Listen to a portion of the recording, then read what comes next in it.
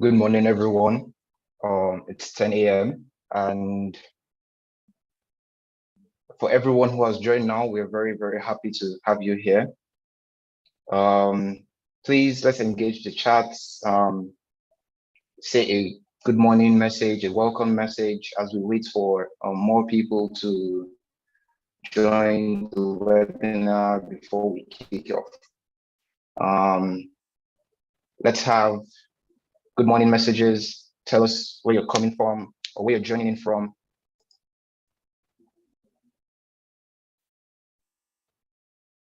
Good morning, Joyce. Good morning, Obina. It was a pleasure having you guys here. Good morning, Israel.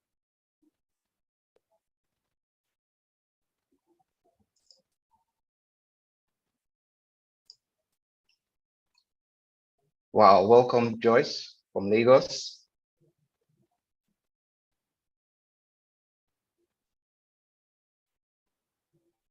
Welcome, Aldo from Port Harcourt.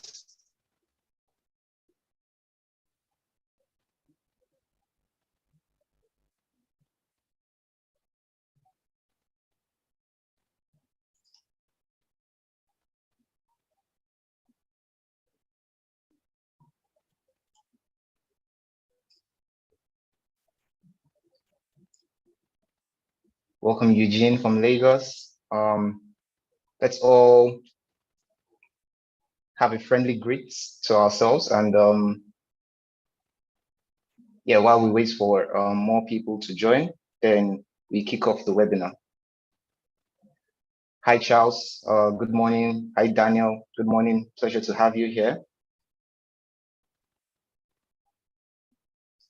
Pleasure to have you here.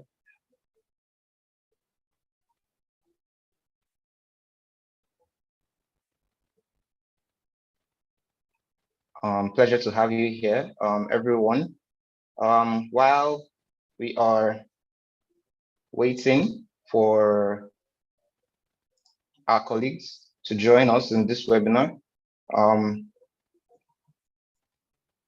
please, for everyone who you think would find this webinar useful, would find this webinar interesting, we are streaming live on YouTube, and I'll be pasting the link in the description in the chats right now. And please share with your colleagues, your friends, let them also partake of this webinar.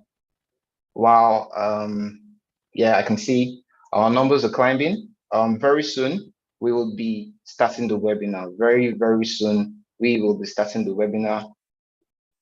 It's so nice to have every one of you here. Like I said, I have posted the live YouTube stream link into the chat. Please share with your friends, with anyone who you think would find attending this webinar useful, anyone who you think would derive value from this webinar, because we are going to deliver quality value, quality content. So please share the YouTube live stream with your friends, share the registration link that you have or that you use to register with your friends so that they can also partake of this webinar. So in about 1 minute now, we'll be kicking off. Okay, I'm going to reshare the link, Olajide.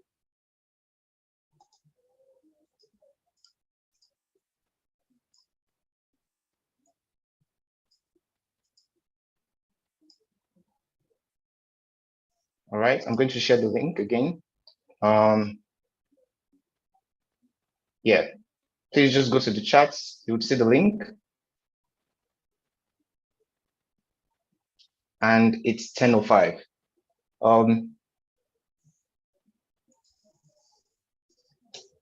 Yeah, just to do a couple of checks. Let me know if you can see my screen. It's a red curtain you're supposed to be seeing. If you can see my screen, just say yes in the chats.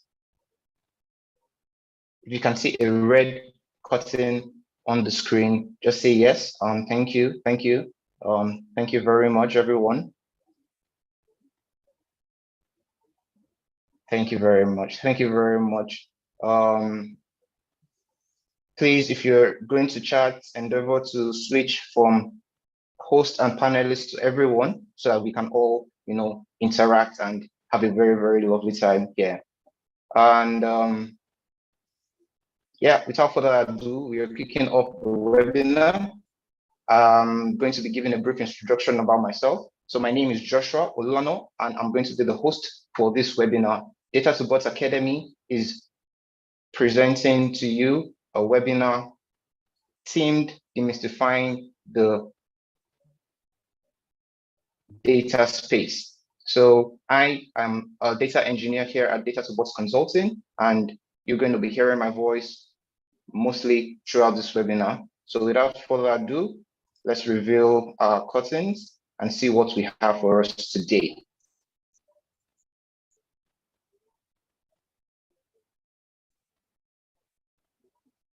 So welcome to the start of the webinar. Data2Bots Academy presents to you Demystifying the Data Space. This is going to be an ongoing webinar for 12 weeks that we're going to go in depth into the data space, starting with why you'd want to become a data professional. So this is something on everybody's mind. Anyone who is trying to enter into the data space, they have these questions. Why do I want to be a data professional? Why do I want to enter into the data space? So sit back, relax, as we drive you through answering these questions in great detail. So today, our content and flow is going to be as thus. We're going to have our introduction. I'm going to give you a brief outline, introduce our speaker, and our speaker is going to go ahead and present to us the top quality content, industry level quality content that is going to blow your minds away and answer very, very specific questions in your minds. So without further ado, once more, let's move in straight into the introduction.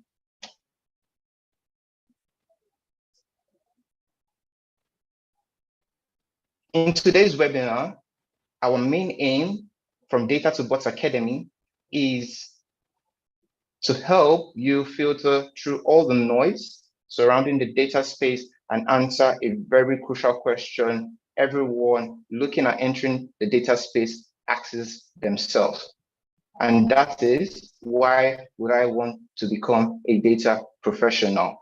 And right now would be a very good time to give you a brief preamble on who is Data2Bots, who is Data2Bots Academy, and why do we have the authority to tell you all these things that we're telling you.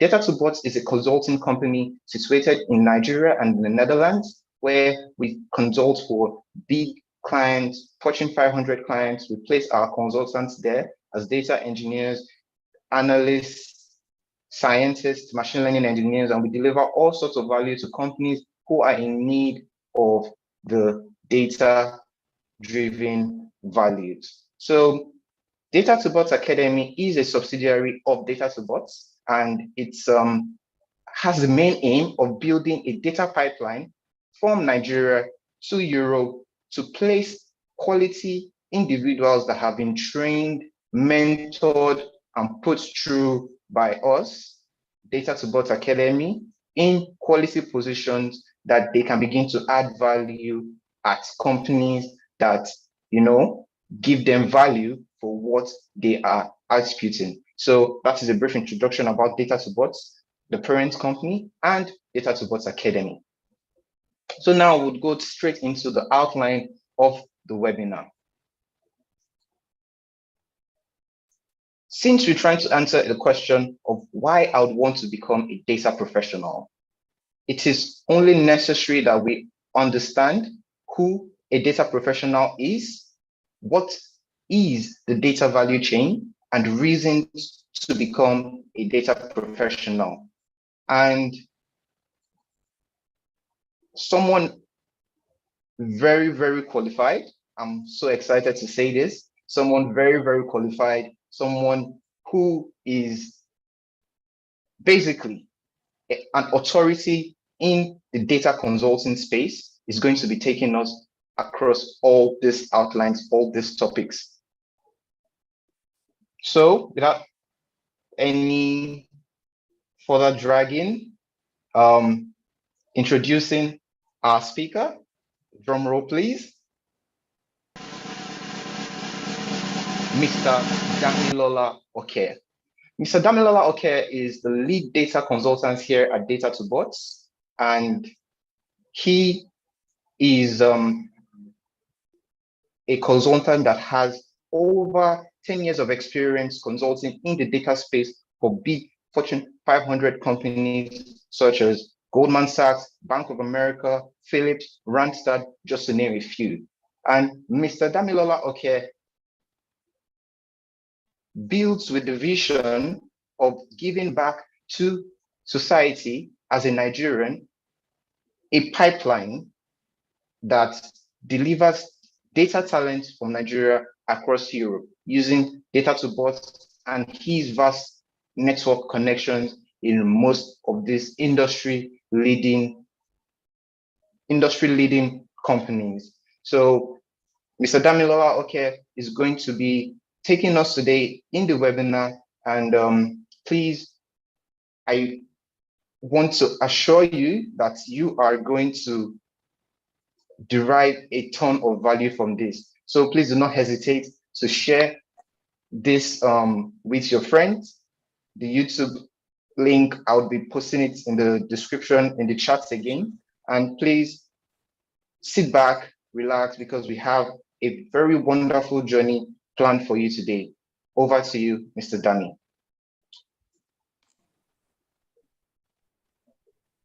Hello, am I audible, Josh? Hello? Yes, very audible. Cool. I can hear you loud and clear. Thank you very much for that warm introduction. A big thanks to all attendees joining this webinar, Demystifying the Data Space. My objective here today is to shed light from a very high level why anyone would consider a career in the data profession. So let's have a clear understanding, right? First of all, anyone who works within the data space is considered a data professional. Anyone who basically adds value within this value chain is considered a data professional. So I would be discussing down the line what is a data value chain. I will be shedding light into several links within this data value chain and where you see yourself if you are, of course, interested in becoming a data professional. So let's start by taking a look at several roles within the data value chain.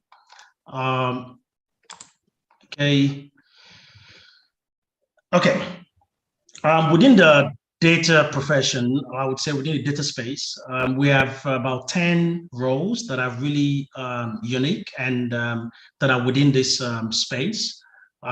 These roles, I would go through each of them, giving a description of what it actually means from a functional perspective and not just what it is from a theoretical perspective. A data engineer. The last 15 years, I've spent it doing this as a day-to-day job. So I think it's one of the favorite roles, I would say, that I consider within the data space. And what does a data engineer do? A data engineer basically builds, maintain, and deliver data via several data pipelines or data infrastructure. On the next is we have the data analyst, right? The data analyst is basically a person that analyzes and models data with the goal of discovering useful information from it. Next, we have a data scientist. Excuse me. A data scientist basically is a person that builds statistical and machine learning models to enable business decision making. We have a machine learning engineer who builds and maintains machine learning models, getting them to a stage of production, operationalizing them.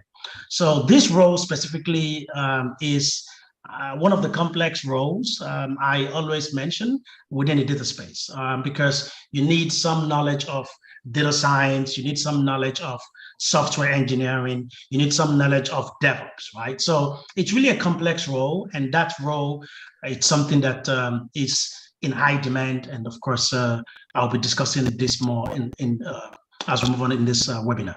We have the DevOps engineer. Okay, this is our automation expert, right? This is the person that oversees the entire software automation process and ensuring things like continuous integration, continuous delivery, continuous deployment. These actors are also people who are responsible for writing infrastructure as code. Okay, we have the analytics engineer. This role, it's one of the newest role within the data space. You must, maybe some of you have been hearing it here and there, but one of their primary responsibility is to build fit-for-purpose data sets using languages like SQL. We have the Data Steward, another very new role in the data space, right? This role, this person is basically the gatekeeper, right?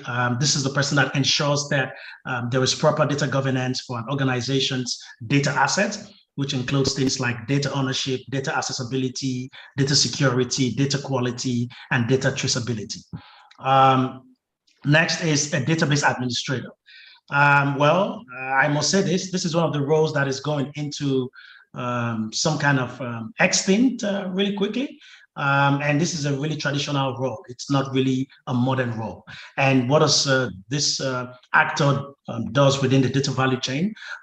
This actor basically is responsible for database operations, things like configuration, migration, performance tuning, troubleshooting and backup, data recovery, things like this. Next, we have the business intelligence developer. This is an actor who develops and maintains BI systems, right? When I say BI, I basically mean business intelligence interfaces. And finally on the list, we have a business analyst. Though this is not, it's arguable that this role is really within the data space. It is, and clearly it is from a functional perspective. These are the guys that gather business requirements and identify areas for business improvement using data. Now let's come back to the data value chain. I said I'm going to explain this, and this is something I really want to discuss in depth. So the data value chain first. Let's understand Okay, Josh, you want to say something? Hello. Yeah. I'm sorry. Just before you move on. Okay. You mentioned something very interesting. You said the database administrator is a job role within the data space that is going extinct. Why do you say that? So there are a lot of reasons. I'm just going to highlight a few.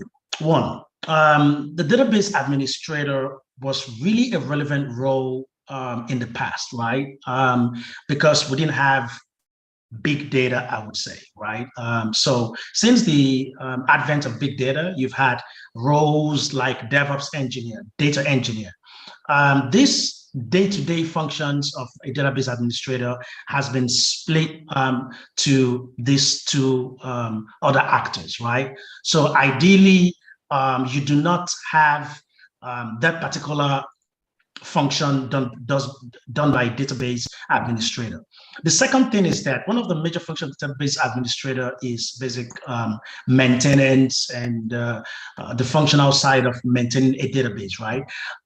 This is really not necessary again. We have cloud providers like Google Cloud Platform, Amazon Web Services, Azure. These companies provide database as a solution, right? They're responsible for the backup, recovery, disaster, and whatever your database might be facing. So if you look at it, that job 5 to 10 years from today would be extinct.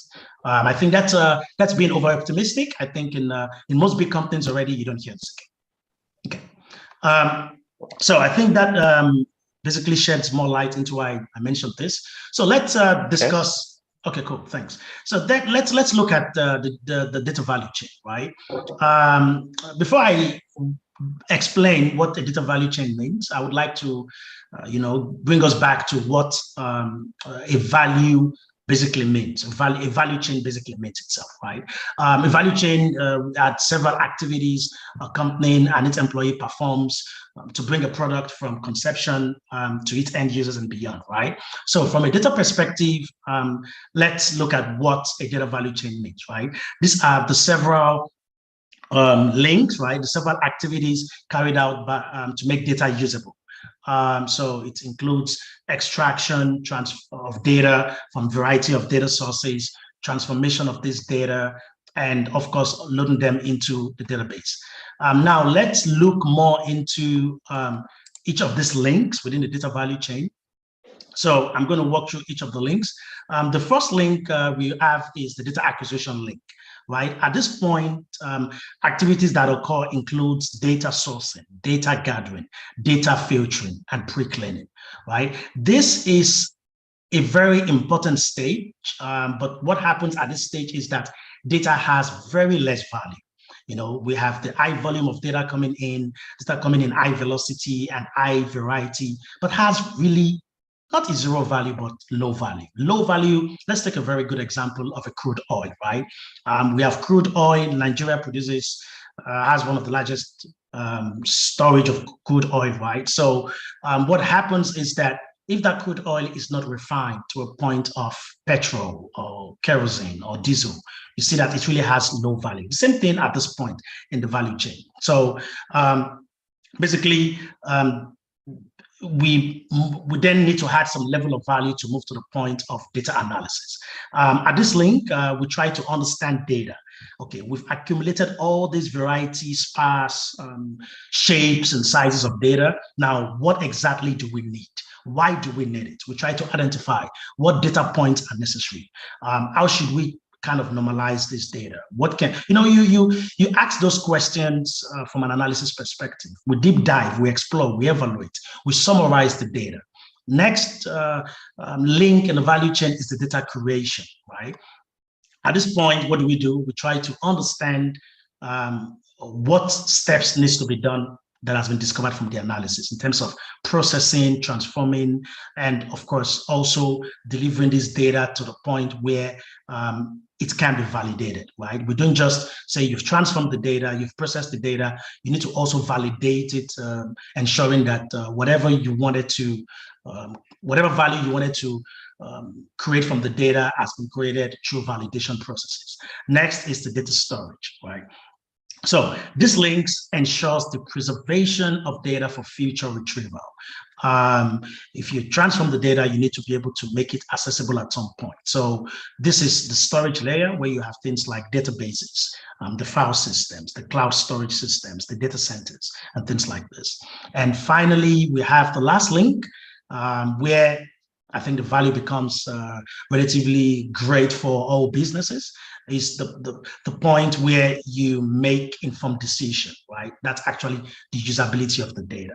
At this point, activities are carried out to make data accessible through reports, visualization tools, APIs, and things like this. So I've just described several activities and links within the data value chain. Now, I would like us to look at how these actors, remember the way it was defined, right? How each of these actors and what value they play within the data value chain. So we have several actors and several functions that they perform. Some of these functions I have listed, but now I'm actually going to explain some of this in depth. So you see that you have, in the data acquisition stage, you have a data engineer, a DevOps engineer, and a business analyst, a data steward, right? All these guys are playing several roles. In the analysis stage, you have things, data analyst, you have a data scientist, an analytics engineer, business analyst, and data steward. So I would not want to run through all of this. You can basically run through it by just looking at it. So why this is important is because you see that some actors are relevant at several stages of the data value chain. Some actors are not. Some actors are repeated, some actors are single. But at least if you already look at this, you already ask yourself, where if you want to be a data engineer, where will I be playing most of my roles? What will I be doing? This helps you to know within the data value chain, the point at which you will be adding value. So in the next slide, I will be discussing more about the reasons to be a data professional. So I think one of the reasons a lot of people, when you hear it is, okay, money. They want to be software engineers, they want to be data professionals, they always talk about money, right? For me, I also look at it I look at money as the last thing, and I would explain why also when we get to that point. I look at first is the demand, right? One of the most important things in your career is to be in a space where there is high demand. That is because it gives you the flexibility to move from, if you like, let me say, one company to another, if that's your choice, or from one project to another. So demand, most of the roles within data space has been cumulatively predicted that over the next 5 years, we're going to have about 30% growth, right? Also, the US Bureau of Statistics also said about 11.5 million data-related roles will be created over the next 5 years. So if you really look at it, there is, and not just in the US, of course, I would say most developing countries, and of course, even in the developing countries like Nigeria, Ghana, South, Brazil, or companies I could think of, it does not really matter. What happens is that people are really now understanding that it's not just the natural resources that we have, which we pull from the ground, but data itself has become a natural resource, and we need people to mine it, basically. Next is the diverse job opportunities, right? There is job opportunity for everyone. I really do not care about your academic background because it really doesn't matter at this point. There are about 10 major roles within the data space that I have highlighted. And whether you come from sociology, you come from electrical engineering, you come from I don't know, journalism, whatever your space is, right? Whatever your academic background is, there's really a place you can fit in. You see, I mentioned things like a business analyst, right? I mentioned things like a data steward.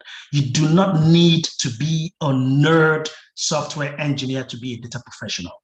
That's something you need to know. There is a space for everyone within the data space because there is it's a big piece of cake, I would say.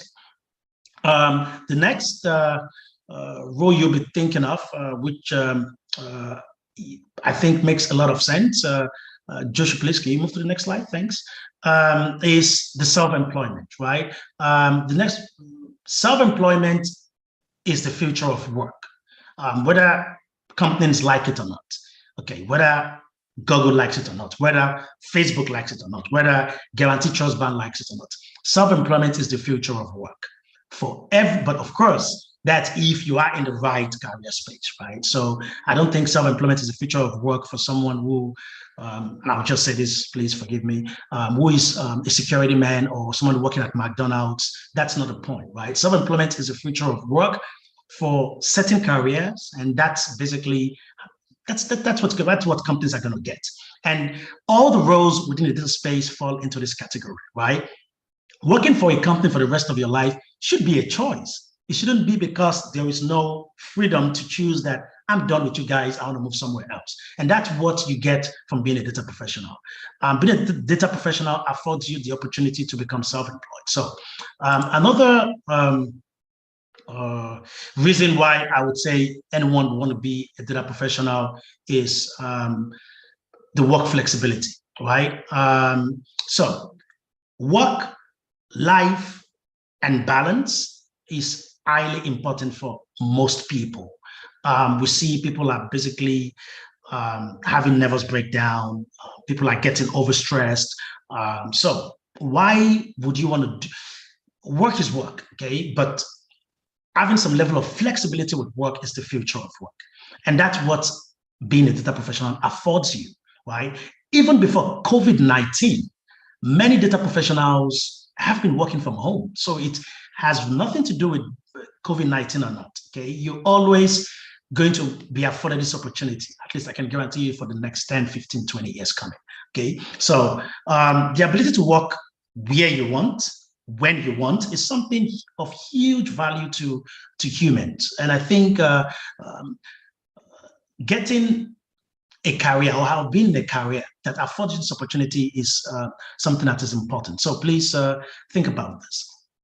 Next is opportunity to go where you want, when you want, work from where you like, right?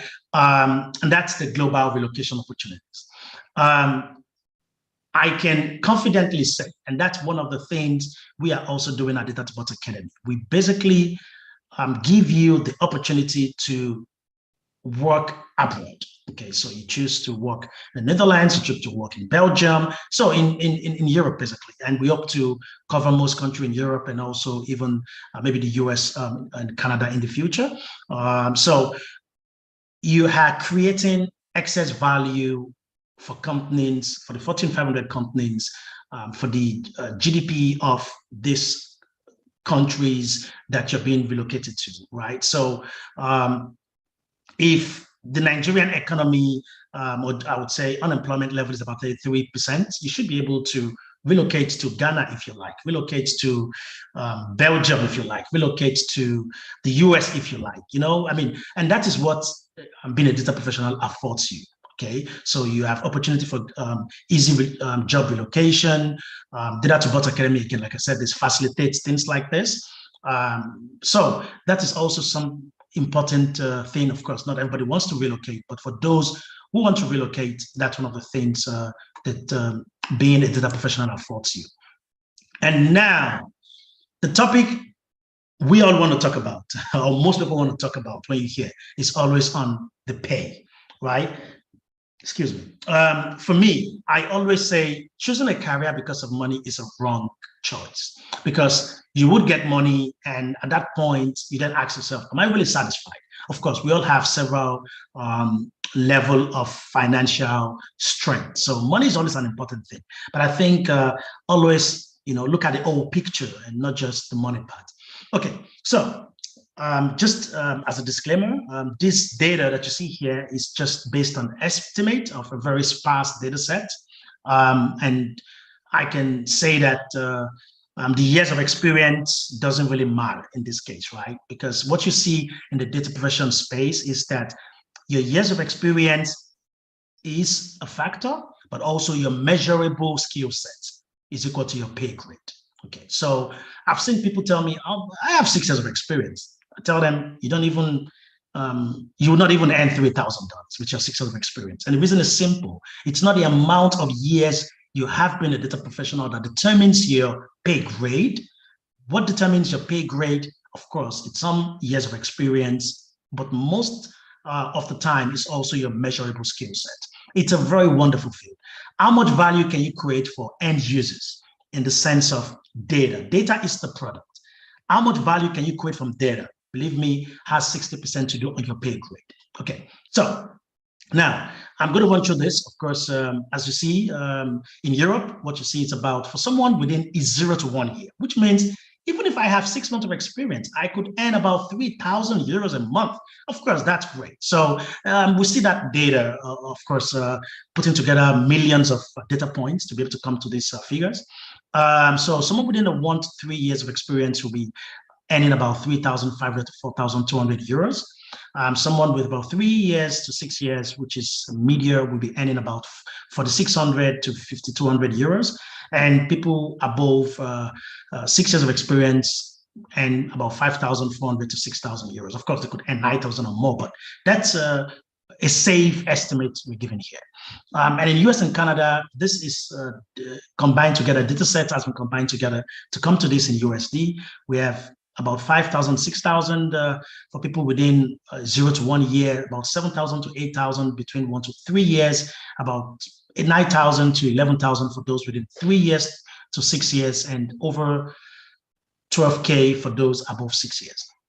So all of this data, again, is really sparse, but I can tell you authoritatively that this is what you will find in most companies, in most big companies. Okay, cool. So now I would pass on to you, Joshua, and you can take it from here. Wow, thank you very much for this. It's been very, very insightful. Understanding the relations between a actor within the data value chain and their processes has been very, very insightful. And I think we are going to get a lot of questions because there will be a lot of people here and they would want to have questions. So right now we are in the Q&A session. So for the Q&A, please head over to the Q&A tab on your Zoom platform and ask questions that will be directed to the speaker. So for any questions that are directed to the speaker, please add a speaker prefix and the speaker will try as much as possible to answer your questions. We could also try to give a couple of the participants the liberty to, ask their questions live, like through voice. So if you want to do that, please just raise your hand up and at random would pick and you'll be able to ask your questions. So Dami, I'm going to go into the Q&A session and see what we have there. So we have someone asking, is data curation the same as data cleaning? So, good question. So, data curation is just saying something like education. And I'm going to give a very good example so you understand this word, right? So you say education, and you say within education, you have university education, you have secondary school education, you have primary school education. So if we talk about data curation, right, that's the same way you would see it, right? There are several things that you could do as part of data curation, right? Cleaning is a task.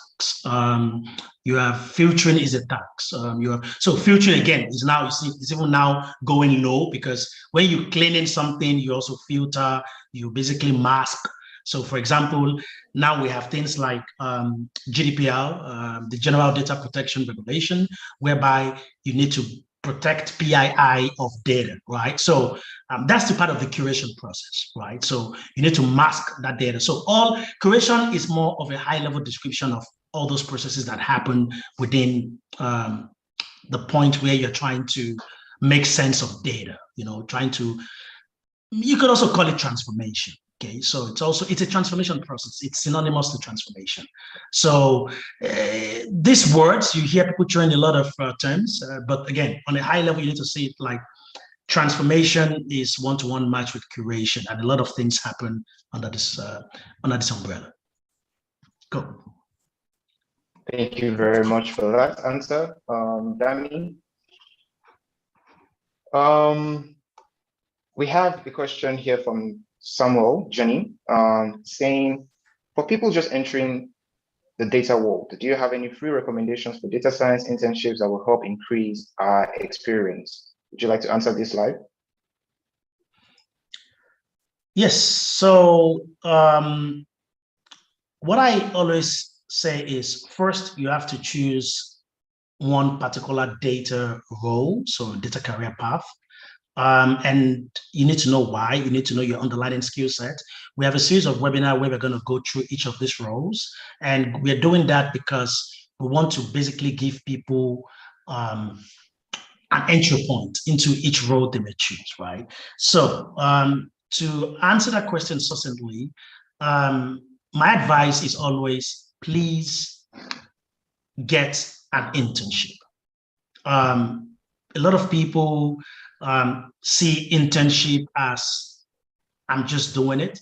But my advice is always get an internship. It doesn't even have to be paid, right? It doesn't have to be a paid internship. Get an internship somewhere, not where you are being used, because I think internship has become a usage ground for companies, but where you're actually doing the stuff. If you get into an internship and you're doing something else, please quit it immediately. Only get into an internship that basically focuses on why you go into that internship. So it's always that. Second thing is just look for a mentor. Okay, I always tell people to look for mentors who are they've gone far in this, and tell them, let me build that model for you. Okay, you just guide me. Let me be the one, doing the heavy lifting. That's something else I advise people to do. And it's just like any profession, right? So that's basically how I would approach this growth model. Thank you very much for that, Danny. And Samuel, just to add a little bit more, for recommendations of internships for data science internships, data engineering internships, Data2Bots consulting in Nigeria is always on the lookout for interns to bring into the company to basically grow them, right? Grow them from raw files, raw JSON files, let's say that, and take them into complete processed files that you can now say by yourself, I have upskilled myself. And it's something you can always go to the Data2Bots website. You would see that link later in the webinar, and just go to the job page and search for an internship or filter by internships, and you'll always see that. You will always see those kind of internships opportunities available whenever they are available. We have a very interesting question from Hope, and it says, at what point can you say a person has become a data professional? Okay, so good question, and a very difficult one to answer. So a data professional, we all know that it's a single role, right? We have people, maybe like myself and then maybe other professionals, who have transited via several roles, right? So at some point they've been a data analyst, at some point they've been maybe a business analyst, at some point they've been a database administrator. So they've basically moved across several roles. Anyone who has been able to pull through at least 2 to 3 projects independently with a team. So when I say independently with a team, I'm going to explain that as well. So 2 to 3 projects, which means you're a business analyst and you have a company or a project whereby a company says, we want to know the spike. We want to understand all the spike that happens across all of our data points, why they happen, right? So that's a business question. In those cases, you're a business analyst, pick up those kind of business use cases, right? When it picks up this kind of business use cases, up until the point that data is delivered to the user, the business user, it's the responsibility of that business analyst to walk through that entire value chain, okay? But it's working with several actors. So if that business analyst has been able to take a business requirement up until the point that data has been served as a product to the end users 2 to 3 times in a cycle, he's a data professional business analyst. It means he can confidently brag on his chest and say, you know what? I built that stuff. I built that stuff. I tell people, if you've not been able to build a process end to end, you are not a data professional. You are just somebody picking up small tasks. You should be able to see it from the entire value chain, okay? From the beginning to the end, and you've been able to be involved with other actors such that that project or that data product, because data is a product right now, right? Until that product is delivered. So does that answer the question? I hope so. Yes, I think you've done justice in that. So basically, Hope, you have become a data professional when you have been able to move from one end of the data value chain to the other end, and you have interacted with other data actors, and from a high level, you can see and apply these things across board without having any issues whatsoever. So at that point, you can say, okay, I can add value in so parts in the data value chain. I can do this process from end to end. Now your value is 100%, and this is the measurable skill set that Daniel was talking about when he gave his point on the salaries. Yeah, we have quite a number of interesting questions, and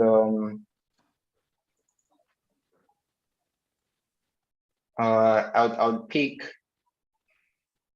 some more because yeah, someone is asking about Data2Bots as an experience. Okay, so Mr. Dami, we have from Iberi. He's asking, or she's asking, as a graduate of the Data2Bots Academy, can we use our experience on our CVs? And secondly, for the relocation aspect, what role will the individual play and what role will the company play? Okay, cool. So I might steal this opportunity to shed a little light into Data2Bots Academy. Data2Bots Academy is not Udemy, it's not Coursera. We're not just here. Data2Bots Academy model is not to just train you. Data2Bots Academy is to give you a career in the data space. So our primary goal is to ensure that every person that goes through Data2Bots Academy is not just employable, but we facilitate the employment of that professional. That's our primary objective and our vision. So we're not just a regular academy or training place. No, we want to be responsible for your employability within the data space. So your career development, that's one. Secondly, is that we have an initiative within the Data2Bots Academy in partnership with Data2Bots Consulting in the Netherlands, where, and that initiative is called the Data2Bots Talent Pipeline, right? The goal of this talent pipeline is to actually run through those who pass the Data2Bots Academy via this pipeline to Data2Bots Consulting and to our partners in Europe. So again, like we mentioned, our goal is not, we don't have an academy because we want to deliver training content. We have an academy because we want to make people employable. And that's, I would say, of course, answers the question and does some justice to what we are doing at Data2Bots Academy and what we do at Data2Bots as a whole. Okay. Thank you very much for that, Danny. Wow, the questions are really cool and really nice. So more light on that, Iberi, for the role you play, you're going to have to be committed. That's the role you're going to have to play. You're going to have to focus and put in the hours that nobody sees, the midnight candles. Our parents always say, burn the midnight candle, burn the midnight candle, but we didn't take them seriously then. But now, as we are adults having more responsibility for ourselves, we should have burnt that midnight candle. So that's the role you're going to have to play. And the role the company will play for you is to give you whatever it is, resource-wise, mentorship-wise, whatever it is you need, think about it, the company is going to provide it for you. And on the relocation part as well, if you're successful, if you show these inherent qualities that we are looking for, definitely you have an opportunity there as well. I'm going to give time to some bold people who have their hands raised, allow them speak and ask their questions. So Damilola, you would have the chance to speak in about 2 seconds. So yeah, you can unmute your mic now and ask your question. So if you have any questions that you want and you're bold enough to speak on the webinar, please try as much as possible to raise your hands up. Okay, Damilola, the floor is yours. Okay. Hi, good morning, Data2Bots. Can you hear me? Good morning. Yes, we can. Please go on. Okay, so I want to ask if the training is going to be virtual or physical. That's the question. Nice. Okay, that's very good. The training is going to be virtual, and on the contact page, we would have our website on page. You see on every slide, we have our website, https://academy.data2bots.com. You scroll down, you will find our FAQ page that would answer most of your questions. How is the training going to be delivered? what are the relocation opportunities after the training, what are the course contents that we are going to have during the training, and so on and so forth. So if you have any questions concerning the training, concerning Data2Bots Academy, please visit our website, go to the FAQ page and answer. Like, there are a ton of things there and your questions will be answered.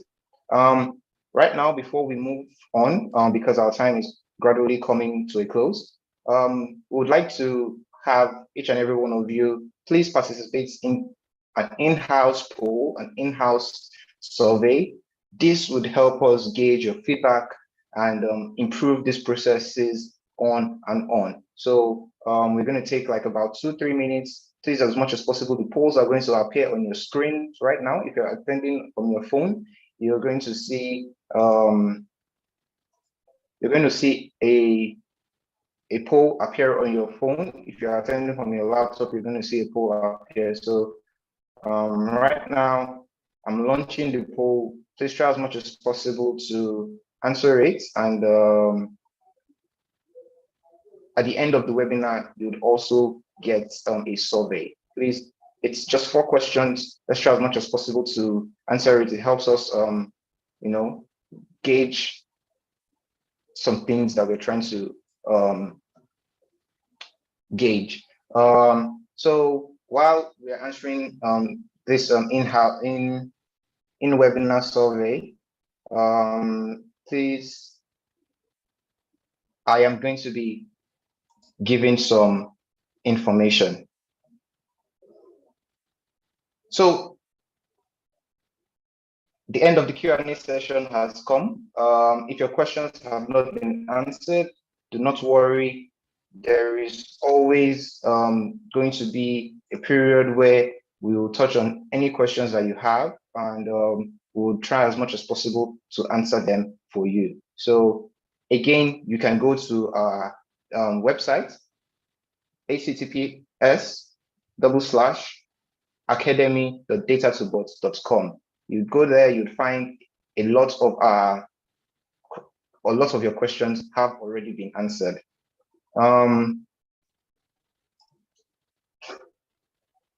All right, so thank you very much for joining. We're 7 minutes from our closing time. On your screens, you'll be seeing our social media handles, social media pages, our websites, and it was very, very nice having each and every one of you here. I can already see in the chats that people are very grateful, saying thank you, thank you. Yeah, it is our own pleasure to deliver this value to you free of charge. We already see that there is something happening now where people would give false information and still charge you money for that. No, the Data2Bots Academy is putting this webinar series together to present to you this information without any payments or whatever attached. So it's going to be a wonderful run. So on your screens now, you'll see social media links, LinkedIn, Data2Bots, Data2Bots. Just search Data2Bots, you get it. For Instagram, at Data2Bots, search Data2Bots, and you would also find our page. Twitter, Data2Bots also, and Facebook, Data2Bots. If you even go to the chats, you'd see that a ton of links have been pasted there by some of my colleagues. So without any further ado, I want to say once again, thank you very much for joining this webinar. And our next webinar is going to be same time next week, Saturday, by 10 a.m. We are going to be touching into a very, very interesting topic, which is what do you require to be a data professional? So what you require to be a data professional is going to be touched upon in that webinar. So what are the things you need to do? What are the mindsets you need to have? What are the things you need to avoid? What are the things you need to stop doing? What are the things you need to start doing? We are going to give you a full detailed rundown. If you registered for this webinar via any of the links that we provided, just go straight to the email, add it to your calendar. All the events that we're going to have are automatically synced up. So you'll be notified exactly when it's time for you to have the next webinar. The next webinar, we are going to again be talking about and detailing on what do I require to be a data professional. Today, we have understood why I should be a data professional. So many good things are there. Good pay, work flexibility. I've worked remotely most of the time as a data professional. So that option is there as well. We've understood things like the data value chain and understood things like who a data professional is. So now we are going to take it one step further and tell you what you require to be a data professional. Please share the links to your friends. You'll be receiving emails. If you missed it, if you didn't come in, you'll be able to watch it live on YouTube. We'll definitely get back to you. If you need, there was a question asking about the slides. If you want that, also, we are going to find a way to make this publicly available so that people can have this knowledge standby. Or it's something that we would provide later rather than sooner. So do not worry, all of this information is going to get to you. We have already reached you. If you have any questions, please do not hesitate to email academy@data2bots.com. The email once again is academy@data2bots.com. So please try as much as possible to invite your friends, your brothers, your sisters, anyone who you think is interested in staying or entering into the data space, migrating from one job to another, or is already a super data professional and is just looking for job opportunities within the data space. So thank you very, very much, everyone. And this brings us to the end of our webinar. And it was so nice having you here. It was very, very nice having you here. And yes, thanks so much. Thanks so much. There are going to be links provided. You can actually rewatch this. It's going to be uploaded on YouTube. So let's try as much as possible to invite our friends. If you derived any value from this whatsoever, please try as much as possible to tell somebody else, because that way we are sharing that same value with you too. So thank you very much. And the webinar is going to be ending now. And we'll see you next week. Same time next week, 10 a.m. to 11 a.m. on Saturday. And we are going to be discussing on what I require to be a data professional. That is the 16th of April, Saturday. We are going to be discussing what do I require to become a data professional, and see you there. Bye.